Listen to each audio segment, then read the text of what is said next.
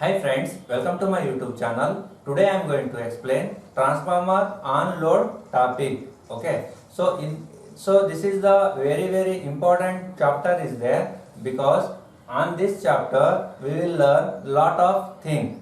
Okay, for example, if we find the primary impedance, we have to read this topic.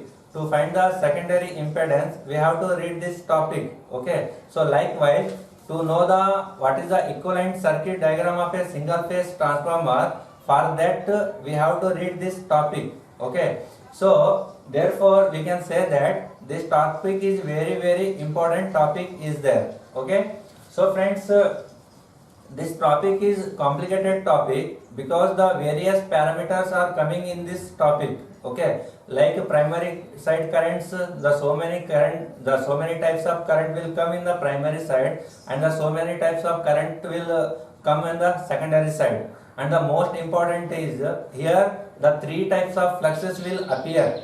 Okay, so main flux, primary side flux, and secondary side flux. Okay, the three types of fluxes will appear. So how to solve this problem? Means to distinguish between the parameters, we should have to know this topic. Okay, so friends, let us start this topic. You have to you have to listen carefully. Okay, means you have to you have to listen this lecture with interestly. Okay, let us start, friends. First, what we have to do? First, I will draw a transformer diagram. Okay, so friends, this is the transformer core. Okay, actually my drawing is not good. Okay, I will do it like this only. Okay, this is the transformer core. Okay, we know that in the two winding transformer there are the two limbs are there. The first limb is in the primary side, and second limb, or we can say the second section on the secondary side. Okay, so let us first we wind a primary side transformer. So this is the primary winding. Okay, this is the primary winding. Okay, though same way I will also wind the secondary limb. So we say this winding, this is the secondary winding. Okay friends, this is the basic is there. Okay, so I have given a AC supply here. Okay, AC source given to primary side winding. At no load, the current going inside the primary side winding is, we say, I0. Okay, so friends, in the last videos, in the ideal transformer, I was explaining detailedly. Okay, the so many types of currents are induced in the primary side and the secondary sides also. Okay, I explained there also, but that is an on no load. Okay, this is the on load. Okay, so first you see that lecture, then only you can understand this topic perfectly. Okay, so when the I0 is going inside the transformer, the flux is induced, right? So the direction of flux is like this.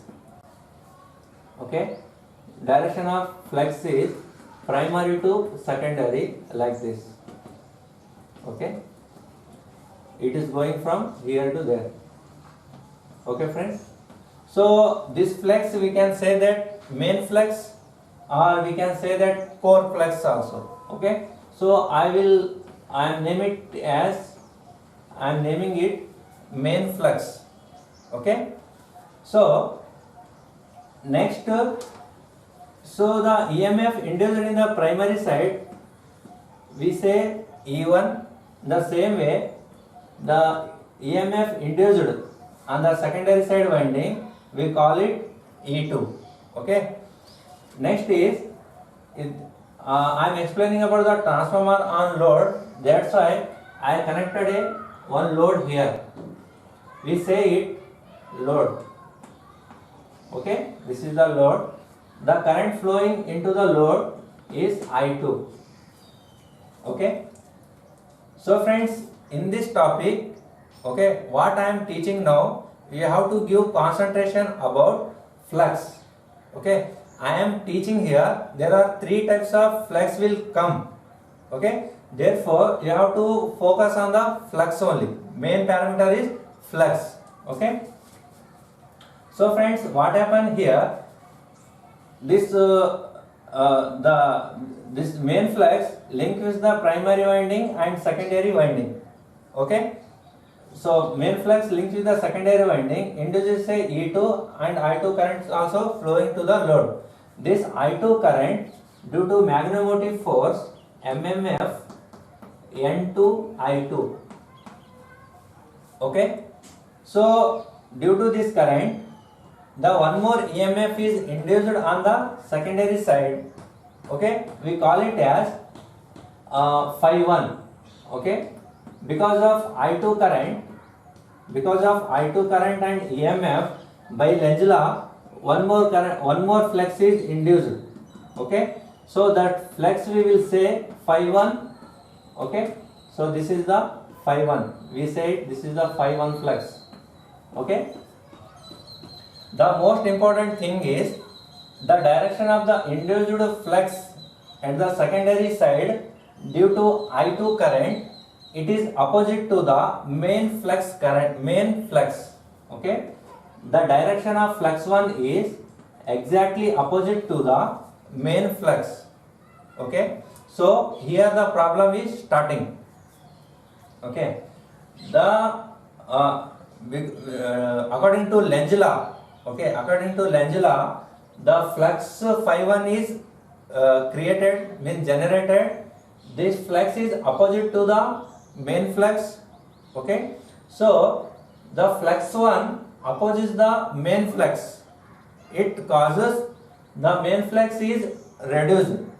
Okay, because of main flux is reduced, it will impact on the E1 voltage also, means this one is decreased. Because of this voltage is dropped here, the one more effect will see the input power is not equals to output power. I am giving here some power, input power. This power is not exactly equal to the output power.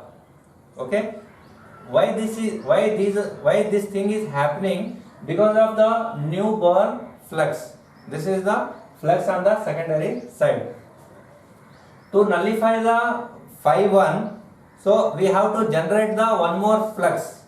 Okay, so therefore what we are doing, what I am doing, we are increasing the current in the primary side. We say that current I2 dash, we name it the current I2 dash. Okay, because of I2 dash, here one more flux is produced, generated. Okay, one more flux is generated. Here the total fluxes are 3 fluxes. The new induced flux, we say this is a phi 2. We name it as the new flux name. In the primary side we say it phi 2. Okay, this phi 2, the direction of the phi 2 flux is opposite to phi 1. Okay, opposite to phi 1. This is very important. So ultimately, to nullify the effect of phi 1, we generated one more flux phi 2. So what is the function of phi 2? Phi 2 nullify the phi 1, means phi 2 minus phi 1 equals to 0.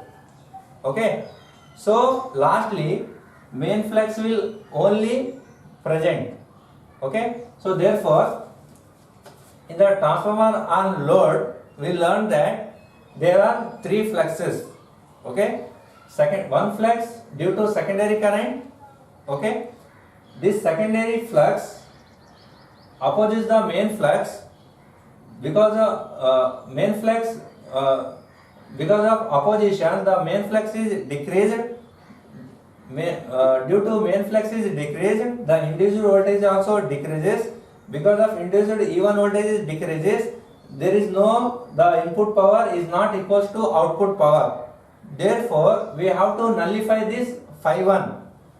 So what we did, we generated one more flux. Okay, means we give a one more current. It's name it as I2 dash. Okay, this generated new flux, it nullify the effect of phi 1. Okay, so this is how the transformer is working good in this condition. So friends, here the magnetic force in the primary side is N1 I1. Okay, I can say that I2 dash. Okay, I2 dash. So why we have done this? Okay, we know that if core flux is varies, if the main flux is varies, the E2 is also varying. Okay, I will tell you. Okay, I will erase this one, not required. I will tell you. This is important point is there. Suppose the main flux is increases, the E2 also increases. Right? We know that. We can say that if main flux is vary, okay, the induced voltage at the secondary side is also vary. Right? To put the secondary side voltage constant, we have to maintain a constant flux. Okay, we have to maintain a constant main flux. But what happening here, because of one more flux induced in the secondary side, this flux disturbing the main flux, means the main flux is varying. So if the main flux is varying, the secondary side voltage is also varying.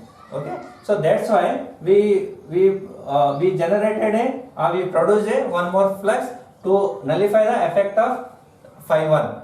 Okay friends, so next one more point is there. Okay, I will say the I2. Okay, I2.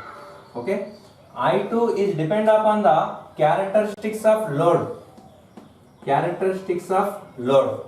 Okay, if load is vary, okay, if the output load is vary, same here the I2 current is also vary. Okay, if the load is constant, okay, the I2 current is also constant. Correct? So we have to maintain the constant load and constant current I2 also. Okay, so if the load is vary, the output power is also vary. Right? Output power is also vary. So there is a difference will come in the input power and output power because of this new flux only. Okay, that's why we are producing one more flux. Okay friends, this is the 3 points. This is completed.